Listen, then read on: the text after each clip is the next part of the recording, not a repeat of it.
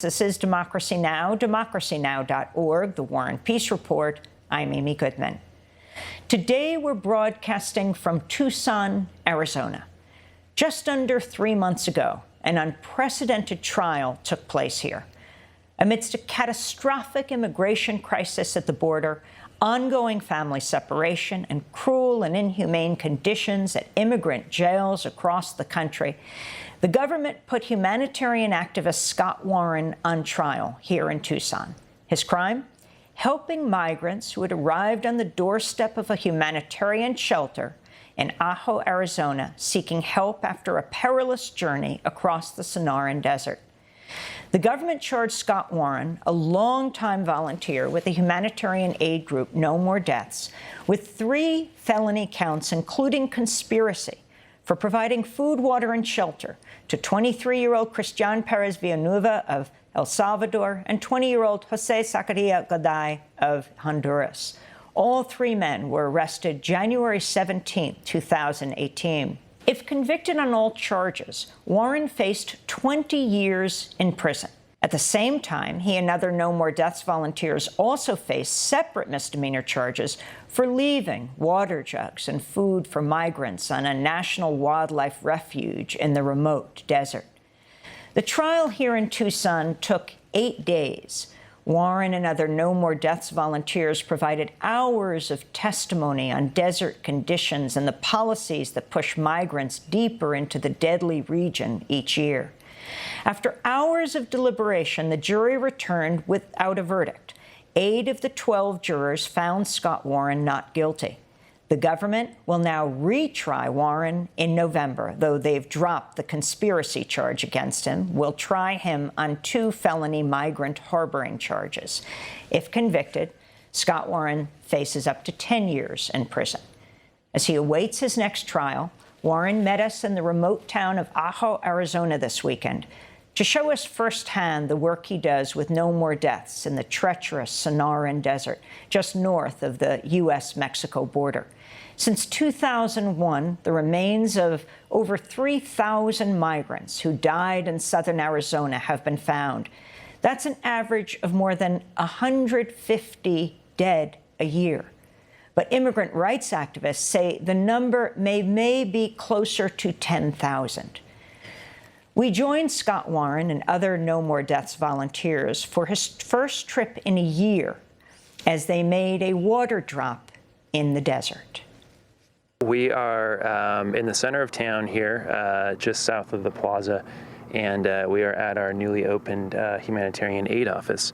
The office is really here to support what's been a long tradition in this town and many other places in the borderlands of providing humanitarian aid, water and food and things like that to people who are coming through our communities.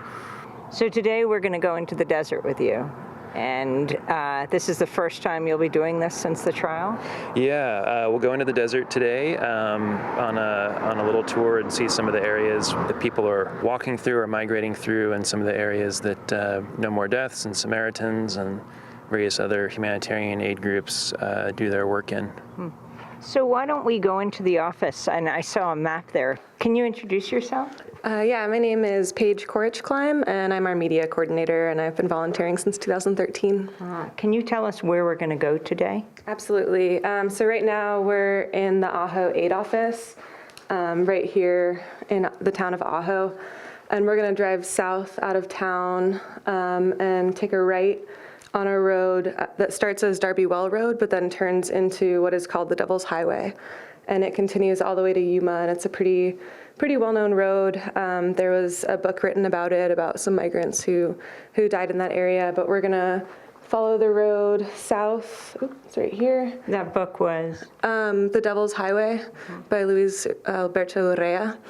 And it was about a group of migrants that actually died on the Cabeza Prieta National Wildlife Refuge.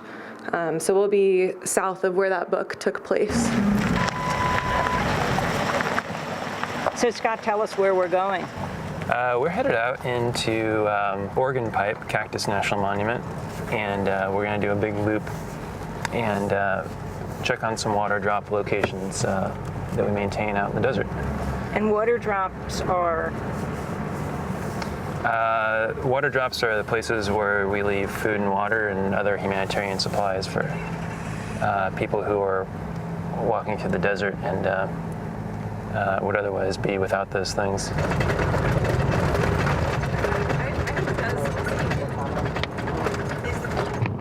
Scott, can you describe what's happening? We see a Border Patrol van up ahead. What is it? Oh yeah, we just, there's some Border Patrol activity in this area, which is not unusual. This is definitely one of the areas of a lot of enforcement and one of the areas that we do our humanitarian aid work in. So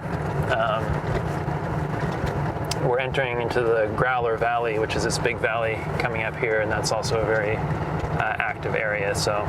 Do you think we stop at this one, or do you want to go a little further to the front base? Let's throw some water here. Paige, can you tell us what you're doing? Yeah, so we're there's a rescue beacon right behind us, and so we're just going to leave a couple gallons there. So if anybody sees the beacon and walks towards it, they'll find some water. What's a rescue beacon? So a rescue beacon are these towers that are made by Border Patrol, and they have a button on them where if somebody goes up and pushes it, Border Patrol will come and what they call rescue, but what is actually detaining them. But the beacons don't have water at them, so when we drive by them, we leave some so that if people see them, they'll be able to get some water. So you're leaving water and just a couple cans of beans, so there's some food here as well. Rescue beacons are something that Border Patrol in all of the trials have really talked about as their efforts to save lives, but they actually don't have any data showing how effective they are. And we've actually, the one time that they released data, it showed how many times the buttons were pushed and how many rescues they resulted in. And in the U.S sector, rescue beacons were activated a couple thousand times, and it resulted in, I think, 4 rescues. This one you can't really tell, but some of them you can see there used to be a Red Cross on them, like on the sticker, and the Red Cross actually told Border Patrol that they had to remove that because Border Patrol is not a humanitarian aid group that's associated with the Red Cross. So it used to have that kind of international symbol of help, and it was removed. We're in Organ Pipe Cactus National Monument, and we're approaching the boundary with the Cabeza Prieta National Wildlife Refuge. And right on that boundary line between the park and the refuge is what they call Boundary Camp, which is a Border Patrol forward operating base. So it's attached to the Ajo Border Patrol Station, and they use this as a base in the wilderness here, essentially, to conduct patrols in this Growler Valley area. We've stopped here, Scott. Why? Why aren't we going right into the refuge? Well, I can't set foot into the refuge right now, and as you mentioned, Amy, that's because of the misdemeanor charges that I face that are related to the provision of humanitarian aid on the refuge. And then I also face felony charges for the what the government calls harboring of migrants. So we're here on the boundary. We'll continue south through Organ Pipe and check on some water drop locations in the Organ Pipe Cactus National Monument, but we won't actually go on to the Cabeza Prieta National Wildlife Refuge. The government was forced to drop conspiracy charges against you for helping migrants, but the felony charges of helping them remain. It shocked many because it was a hung jury. 8 of the jurors said they would have acquitted you, but the government decided to move forward with this case. So why do you persist? This is the first time you've come out on the range since your trial, the first trial, and yet you're here with your group delivering water. It's part of just regular work that we do out here to check on these water drops and just to be a presence and to witness what's happening out in the desert. It's very remote out here. And one of the things that we do is just being a presence out here in case we do run into people, and to be a witnessing presence as well is really important. So being out here is a good thing, and it's just something that those of us who live in Ajo and do this work really feel compelled to be out here this time of year, especially. As we drove here, and we're right next to the Border Patrol forward operating base, I mean, it sounds like a war, but so do the casualties. No more deaths, having encountered the disintegrating bodies of migrants, the bones of migrants who had died much earlier, not far from where we're standing right now, your group. Yeah, that's right. You mentioned the casualties here, both the people who have died, migrants that really have been sort of forced out into these remote and rugged areas for decades now as a result of prevention through deterrence, the way that the border is enforced.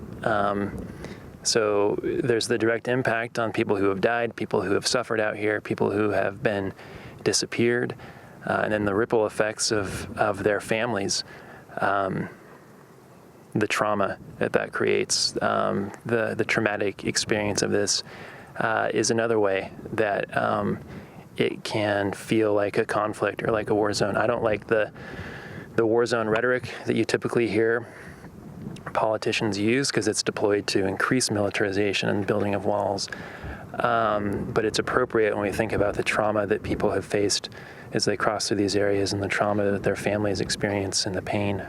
So talk about this forward operating base of the Border Patrol, who come out here, stay for days in rotation. Actually, this wasn't built during the Trump years, but under President Obama. Yeah, there have been different versions of a forward operating base on Organ Pipe Cactus National Monument for probably at least a decade or so, but this one that you see here, it's very established, is fairly recent, probably within the last 5 to 7 years. It's built on Organ Pipe Cactus National Monument. So this is a military base built in a national park. A military base built in a national park on Hiachid-Atam land and territory. On Native American territory. On Native American territory. So the levels of dispossession are many here of the indigenous people that have always lived here, and this has always been their territory. So it's layers upon layers, really, of dispossession and pushing people off the land. Just as we got out of our car here, just as we, here we are at Organ Pipe, but we're not going on to Cabeza Prieta because that's not safe for you. A helicopter flew overhead. Talk about the significance of these helicopters. Who controls that plane? Those are CBP helicopters, U.S. Customs and Border Patrol. And they are out here looking for people, and they fly really all up and down this valley and through these mountains and in different areas. And on the one hand, they can come across people, who want to get rescued. They want to get apprehended. People might set like a signal fire or something, or be desperately trying to signal because they've run out of water, and they want to be at that point. They've come to the end, and they are doing everything they can to get themselves rescued. Those helicopters are also, though, part of prevention through deterrence. So they will also end up scattering groups of people. They can chase groups of people, further sort of disorient folks, and that's really the brutality of it. Is that. Explain that, the scattering. I mean, there's the famous book, The Devil's Highway, and if you can talk back then what happened and how that continues to today. It's part of a larger sort of enforcement strategy of the border, which is prevention through deterrence. So to really increase hardships on people with the hopes that people will basically give themselves up. So on the sort of biggest scale of the border, that looks like building walls and fences in urban areas and pushing people out into the Growler Valley in rugged and remote places like this where it's very difficult to cross. On more micro levels, that can be, like we were talking about with a helicopter, that might cause a group to scatter. And what does that mean? That means seeing a group of people and flying close to them, flying low to them. And they scatter, but what does it mean for them, for the migrants? For people who are scattered by that, it can mean death. If you could quickly summarize, you're actually facing, you're involved in 2 separate trials right now. That's right, yeah. I have facing the misdemeanor charges resulting from humanitarian aid work that we did, particularly in the summer of 2017. Providing water and food and doing search and rescue and recovery work on Cabeza Prieta. So the charges I'm facing with that include operating a motor vehicle in a wilderness area and abandonment of property. And the other charges I'm facing are from a separate incident, and those are the felony charges of harboring, which resulted from an incident that happened in January of 2018 when I was arrested with 2 men from Central America, Jose and Cristian, at a property in Ajo called The Barn. And so they charged Jose and Cristian with illegal entry, and they charged me with harboring. So the jury was a hung jury on that? That's right, yeah. The jury was a hung jury in the first trial, and then the government initially had also charged me with conspiracy, and though they dropped the conspiracy charge, and now they're just pursuing the 2 harboring charges. By dragging out these 2 cases, are they in fact, whether you are acquitted or not in these 2 cases, getting what they want, preventing you from speaking fully or going to all the places that you went to help migrants? Yeah, it's a good question. I don't know what their purpose is, frankly. You would have to ask them what sort of the goal of all of this is. It's really unclear, I think. But certainly, you know, I've been affected by it, my life, and my partner, and my family, and my friends. And at the same time, there's a lot of awareness and a lot of people that want to help because of the level of awareness around this as well. So it's ironically had the effect of also bringing a lot of people here who want to do something to help. And it clearly looks like it's across the political spectrum about humanitarianism. I mean, all of this happening against the backdrop of the separated families, of the children dying in Border Patrol custody one by one. I mean, since you were first charged, scores of migrants have died. What is the count from something like 2,000 to now 3,000 migrants have died? That's averaging, 150 migrants a year. Right, and that number is for Arizona, for what we know. Border-wide, including South Texas and California, it's much, much larger. And those are numbers of people who have been found. Can you describe this Border Patrol van to us that just passed? That's a pretty typical Border Patrol truck that's been used here, and they're rigged up in that way to carry people they've apprehended, detainees. So that's what that cage is on the back. You can see, I don't know how many people in the back of that, but that's what they're for. Also at this forward operating base, we see a cage. So explain what happens from cage to cage. That's right, yeah. People will be apprehended in the field typically and then put into a truck like that or another vehicle, and then they can be brought here to this forward operating base, and there's a sort of garage door and a enclosed fenced area where they can be offloaded and then put into the facility inside, which is a detention facility, and then from there they get taken to the Ajo Border Patrol station, which is probably another 1 to 2 hours drive on dirt roads to get back to the highway, further processed there, and then from the Ajo Border Patrol Station taken to the Tucson sector headquarters. So at this forward operating base, tell us how many border agents are here and how has it grown over time? In the Ajo station, there's something like 400 to 500 agents that work out of there, and it's grown significantly. In the early 1990s, there were something like 24 agents at the Ajo Border Patrol Station, and that station has the capacity of up to 900 agents, so that could be the number that could be there, I suppose.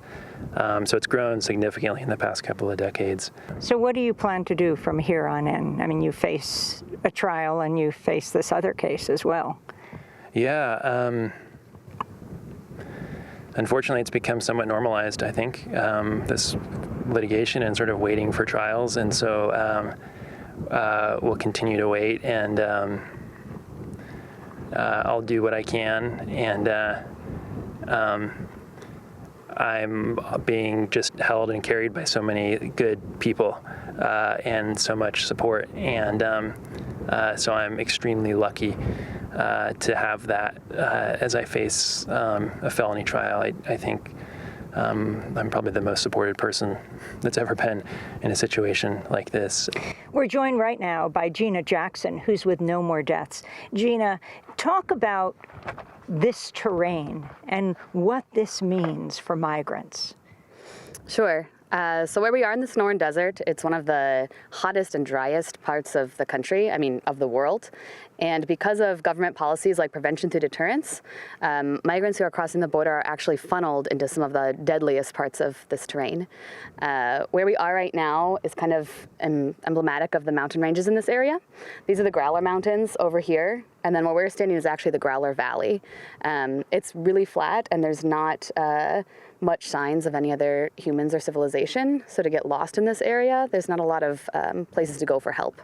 And where do people come over the border to get here? So it varies. A lot of people start at a town just south of Lukeville-Sonoita crossing. Sonoita is the town. In Mexico. In Mexico, yeah, in Sonora. And some people leave from the town itself, and some people are dropped off or walk some distance outside of the town. From Sonoita, which is pretty close to the U.S. Mexico border, about 40 miles north, there's a checkpoint. And then there's the town of Ajo. And then another 40 miles north, there's another checkpoint, and that's the only paved road in the area. So migrants leaving from Sonoita are not just walking outside of the little bit of border wall that is outside of the city center and then pushes people deeper into the desert, but then people also walking deeper into the desert to get around the checkpoint, not just the first checkpoint, but 2 checkpoints. The second checkpoint is about 80 miles north of the U.S. Mexico border, which makes this journey over 100 miles. And tell us where we are south of right now and the significance of the kind of final mountain in the Growler Range, where that is. From here to where that peak continues to be Cabeza Prieta, the National Wildlife Refuge. Past that peak starts the Barium Goldwater bombing range, which is shared by the Marines and the Air Force, and it's an active bombing range, and there's also proving grounds out there. This is named after the senator, the former presidential candidate. Yeah, so past that peak in the distance, which is the last really distinctive peak that we can see from here, then begins the bombing range, which has no public access, and which our humanitarian aid organizations have only gotten access to once in the many years of doing this work. And when we did get access to that area, we found many human remains in just the couple of hours we had in the land jurisdiction. Explain. So in this area, we record the human remains that are found. It's not a good indicator of the total human lives lost, but just the human remains that are found, which is limited because of our limited access to this area. This is the only public access road until all the way up there on the other side of the mountains. That is the next public access road that you're even allowed on. We can hike in this area with permits from Cabeza Prieta. In July 2017, Cabeza changed their permits to add a clause that specifically said that leaving food, water, blankets, medical care, specific language to our work would now be in violation of the permit. So it's put us in a place where to do our work, we need to violate a wildlife refuge permit. The bombing range is completely closed to public access.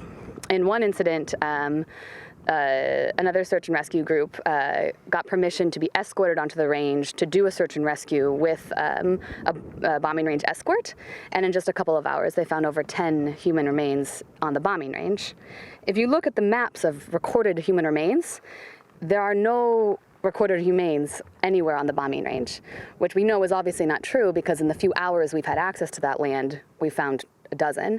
So it can be presumed that many, many people have lost their lives on that land, and we can't recover their bodies or even know just how great this humanitarian crisis is. The journalist John Carlos Frey alleges there are mass graves under the Goldwater bombing range. Yeah, I would agree with that. I mean, just in this area, when we first started exploring along the west side of this range, I mean, days will go by where we'll find 3, 4 human remains just in one day after spending many, many days out there hiking. The loss of human life is immense, and the number of people in the U.S. and in other places who have disappeared family members and don't have any closure of knowing what happened to them is also massive. But for where we are now in the Growler Valley, this is still south of the bombing range. So if there's that number of human remains here in this valley, we can only imagine how many more people are dying 40 miles further north. As we continue our journey into the Sonoran Desert with humanitarian activist Scott Warren and No More Deaths, deep into the Oregon Pipe Cactus National Monument, just north of the U.S. Mexico border, Scott and 2 other volunteers, Gina Jackson and Paige Corch Climb, hiked into the desert over the weekend to leave food and water for migrants.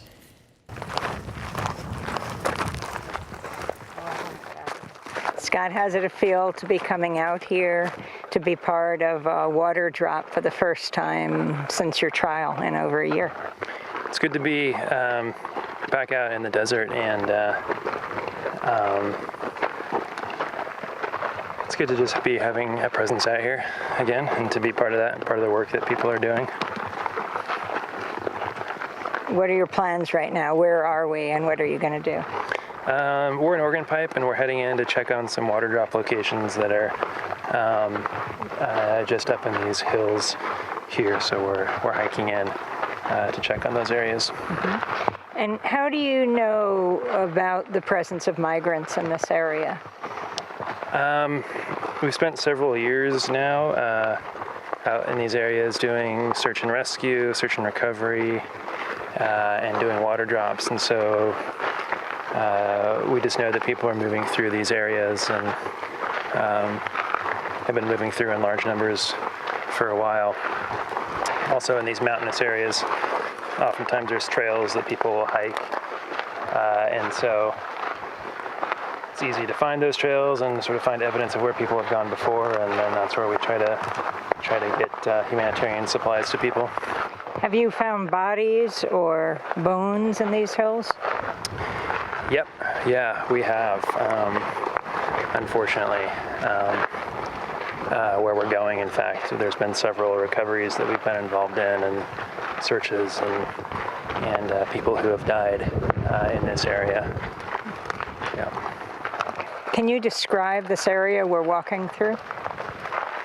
Sure. An area that's from here we're probably maybe 15 miles north of the border as the crow flies, and we're hiking into these mountains on the west side of Oregon Pipe Cactus National Monument, which is Hiachadatam land and territory, and it's Sonoran Desert.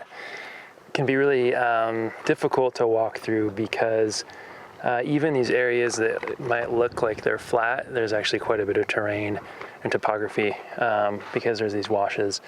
So oftentimes what seems like it could be even just a flat, easy walk is like really strenuous because you're dropping down into these deep washes and then climbing back out and then going again and going down into a wash and climbing back out again. So it can be really difficult to hike through here. Can you say what a wash is? A little gully? Yeah, it's a gully. Yeah, it'll have water in it when it rains, but most of the time it's dry. This is one way where we know where to drop water, which is we're on these trails that are pretty distinct and are used by migrants. And what were they created by? By people, by migrants just walking through here over time and establishing this path. So as you make this water drop, I mean, we are standing here, it's over 100-degree weather, just walking for, half an hour. It is so beyond depleting. Yeah. For migrants, some of them walk for days, and it can even be hotter than this. Yes, yep, that's correct. Yeah, days in this weather. You can't carry enough water. You know, even if you're able to carry like 4 gallons of water, you'll go through that. And so people are dependent on finding the few water sources that do exist in this desert, which sometimes you get to a watering hole and the water can be quite dirty or it can be dry. So it's really risky.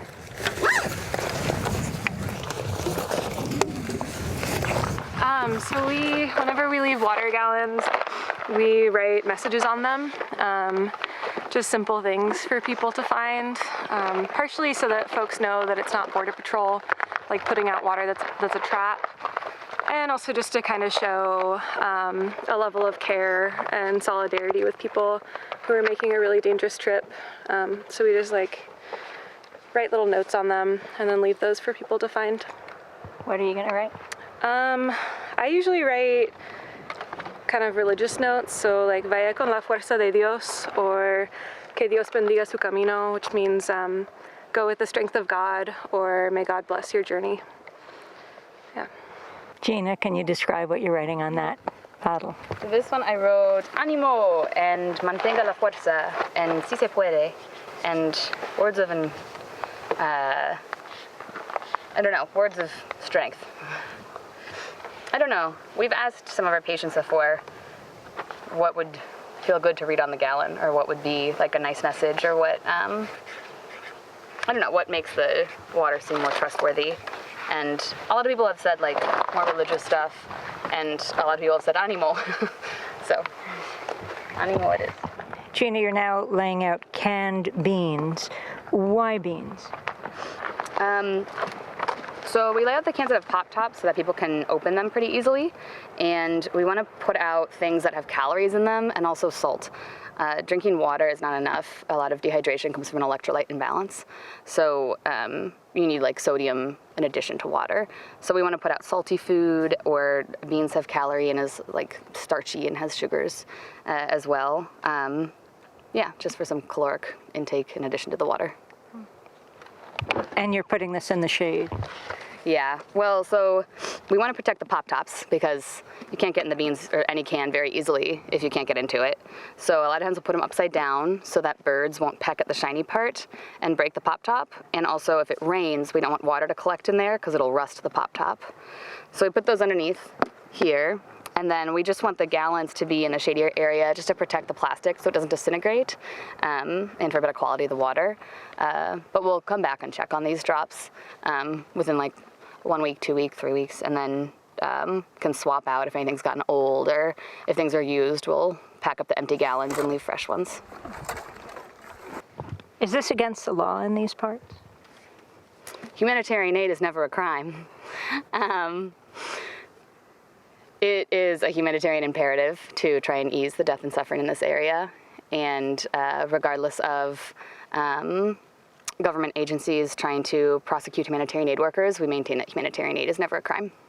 As you watch this, Scott, what your colleagues are doing from No More Deaths, do you get to describe this in the courtroom? Yeah, I'm just noticing the energy of this moment, and I think maybe because all of us are here and hear my friends describe the messages that they're writing on the bottles. It's so routine for us that we do this, that even I forget like how important and like how beautiful and really kind of sacred it is for us.